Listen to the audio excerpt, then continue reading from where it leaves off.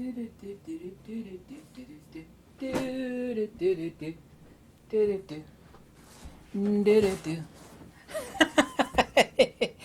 what's up? Man, I had a mega dose. Oh my god, I put the microphone on. I'm gonna edit that out. I forgot about that. I had a mega dose of vitamin C today, and by mega dose, I mean honking mega dose. And man, I feel great! I feel like I could outdrag a 57 Chevy. Now, yesterday, you can see my thumb right there on the nail is black and blue where I hit it with a hammer. Not a regular hammer, mind you, but a big, big hammer. There we go. Big 2-pound hammer. This baby. And then a few days before that, I nailed it right here at the knuckle. And it hurts to do that. That's all right. You say you suffer for your artwork. Here's one example. This is, of course, a green alligator guitar strap. Isn't that fancy? Isn't that nice? There you go. And I have some other 7 more guitar straps over there, 3 more to make. No, I want you to take that back, 5 more to make. I know this is not part of this video. But I just wanted to explain why I was incredibly busy. I actually do work 7 days a week. I think some people just think I make videos, or I don't know what people think I do. Over the weekend, my buddy drove down from Chicago, and he closed on his farm. He's got a giant 150-acre farm with a beautiful cabin on it. You know, hitting yourself in the thumb with this hammer was not that fun. I'll talk about the metaphysics of beauty. First, I'm going to make a little anecdotal reference. When my ex-girlfriend and me were down in Florida, there was a family on the beach, you know, husband, wife, 3 kids. One lady was exceptionally gorgeous. Women, of course, usually get mad, like when men turn their heads towards beautiful women. You know, this woman has got her husband and her 3 kids there. I think it was 2 or 3 kids, I can't remember. Anyway, she just wanted a family photo. And she handed me her cell phone. I was like, yeah, sure. And I walked down like 10 feet, and the whole family stood together and like took a couple pictures. And I handed her back her phone. And I've never cheated on anybody in my life, but oh, she's just so brutally angry. And I eventually confronted her back at the house. I said, what was it? Were you just like jealous because it was a beautiful lady? And she blurted it out that the answer was yes. I know that's an anecdote. But human beings actually turns towards beauty, and of course everybody kind of knows that. There have been tests done. Even way back in the 80s, the little babies are able to determine symmetry and beauty, and they will pick beauty. This has been tested. I've seen the video on it. Countless children, they recognize what beauty and symmetry is, and they identify with it, and they cleave towards it. The problem becomes is when we let the lower, i.e. the superficial, which is the logos is not superficial, but that which is representation of the logos and of proportionality to affect the higher. And when primordial ignorance, of course, is in place, we let the lower affect the higher. I know, and probably you know if you're observational, that beautiful people basically lead an easy life. They don't always lead an easy life, but people, you know, as has been the case throughout countless millennia, were like, you know, the statue to Athena and on Mount, what is the Parthenon? That's where the statue is made out of ivory and gold and whatnot, and you know, the finest artists in the ancient world, of course, designed that statue. We don't know exactly what it looked like. We know a lot of the details. They'd leave fruit and offerings and whatever sacrifices. This is the case in ancient India. This is the case in ancient Egypt. And that doesn't mean that these people were worshiping, you know, these things made out of ivory and gold and stone, as is what typically Judeo-Christianity is. They're idol worshippers. It's like, well, you can say that was a superficially correct observation, but what they are giving homage to, and these are simply talismans, even if it's a living talisman, where the logos is divine. Me and my buddy were at Costco like about 4 hours ago, and one of the most beautiful creatures on earth, I mean, really, really gorgeous, walked by, and we were just, you know, we were both just stunned. And it doesn't mean that we had impure thoughts or anything like that. It's like, wow, look at that. I mean, it's just incredibly beautiful. I could see that, someone is incredibly beautiful like that it creeps them out. And I've heard this from, some extremely beautiful ladies who have told me this. They get upset, they know that everybody's staring at them. But they're not staring at them, and nor are they actually in love with them. Like, oh my God, I'm smitten by this very beautiful person. Now, a stupid person, unintelligent person might obviously so assume this to be the case. But if that same person, were, in some sort of tragic accident and whatnot, it's not that they were in love with that person and their personality and who they are, i.e. their essence. Rather, they were in admonishment of the raw beauty and logos that they represented. Because once that is gone, there is no love, and it is not agape love. It's not pure love, nor is it a lustful love. It's a representation of the logos, of the divine, of perfect proportionality, or what we conventionally call beauty. Plotinus, of course, you could read about on beauty in the Enneads of Plotinus.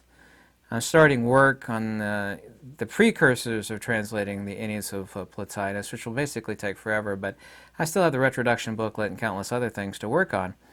But people suffer when we let the lower affect the higher. Like, very beautiful people are cursed in a few ways, and it doesn't necessarily have to be that way. When they get older and the logos disappears from them, as is necessitatively the case, and their beauty fades, they end up getting a million facelifts, and they look like a completely different person, even to the point of where, like, people go, oh my God, what did you do? You've really kind of gone too far. Or that a person leads an excessively easy life. They're able to slide through life on their looks, where everything is given to them. We've all seen this, beautiful actors or actresses, just heap tons of free stuff upon them. But getting back to the ancient representations of perfect proportionality in the divine, these representations, be they gold or silver or ivory, of the logos of true beauty. These are not people that were anyway halfway wise people, were not worshiping idols. However, superficially that would be an accurate statement. What they're doing is giving homage to beauty and proportionality, which is representative of the Euristos Dios, or the manifestation, objectively so, of the beauty of the One, i.e. the Agathon, or the Absolute, i.e. the Divine. And people say golden ratio, yet they can never tell you what the golden ratio is. Golden ratio is very simple to explain. It's proportionality of 1 to the manifestation, ultimately objectively so, because phi is to 1 as 1 is to phi. The beauty down here is a representation of ultimate transcendent beauty, which is ontological and not objectively demonstrable. So human beings, being the superficial objective creatures that they are, i.e. materialistic, they give homage and respect in countless different forms of the beauty represented in this world. Because all life pays homage to the empirical angelic. What they're really doing is they're paying homage to the transcendent angelic, i.e. the divine, perfect proportionality, which is beauty, that which is most representative of natural order and simplistic beauty, i.e. the extrinsic attribute of the Absolute. Which, once again, phi is to 1 as 1 is to phi. So when people say, well, I love the golden ratio, it's like, do you know what the golden ratio really means? No, I've got no clue. It's just like beauty in nature. Well, that beauty in nature is because phi is to 1 as 1 is to phi. The extrapolation of 1 and its attribute, i.e. 1 and 1, the first two digits of the Fibonacci sequence, representative in objective materiality, be they a beautiful person or harmony in nature or simplicity in nature. Because people say, oh, they love the look of the sand dollar. And Judeo-Christian people have this silly little parable about it. But by the way, the golden angle is 137.5077, which is represented right here. Also, too, the golden angle, which represents 1, it would take a long time to explain, is represented by 85 degrees. So we have here 1, 5, 5. This beautiful simplicity in nature in the case of the sand dollar. This case is actually an arrowhead sand dollar. It doesn't have to be an arrowhead sand dollar, but the proportionality of the golden angle. By the way, you can look that up. Type in golden angle 137.5077. It's just 137.5 is a golden angle. The golden ratio is proportionality of 1 to phi, or 1 to 1.618033. which is the one against its attribute. The attribute of the one, i.e. the agathon, is phi to the power of -3. That little equation, which is a discovery in Plato's Republic 509d to 511, is tattooed right here on the inside of my inner wrist, which is 1 over phi to the power of -3, or 1 over 0.23606, which is phi cubed. Absolute simplicity, i.e. the logos, i.e. intrinsic beauty. But all life pays homage to this angelic. But since we can't pay homage to the transcendent angelic, which of course is subjective, we pay homage and love and admire the beauty and harmony and proportionality in objective materiality. People love the logos. They don't love the person, yet these people who are beautiful, this is why they get so disillusioned and become so bitter later in life when their beauty fades. People are not in love with that person. They may be a beautiful person, they may be a mother, a wife, so on and so forth. People love them intrinsically, but these people that, oh, everybody loves you. It's like, well, everybody loves you because you're beautiful. You're a representation of beauty and the transcendent angelic. This is why these people, to a certain degree, are cursed. Not saying that, being extremely unattractive is, is something better than being cursed, but this temporal, this transient beauty is a reason why they're cursed. Because we'll see them, and some people are envious of them. They're beloved and they lead easy lives, but even deep down these people know, even if not consciously, rather subconsciously, that people are in love with the logos, i.e. their beauty, which is transient and temporal, and not who they are. But as long as primordial agnosis exists and people identify the outer with the inner, i.e. that which they truly are, and transcend it to the psychophysical, then of course they suffer. They suffer great misery, because once that fades, it's gone. People they find out not in love with them, but rather with the logos that they personified. They personified beauty, just like, me and my buddy, we saw this angelic creature. You could say that about a human being. You can't call him a creature. It's like we just say angelic creature. That's old English. It's like, what an angelic creature. You're not calling a person a creature.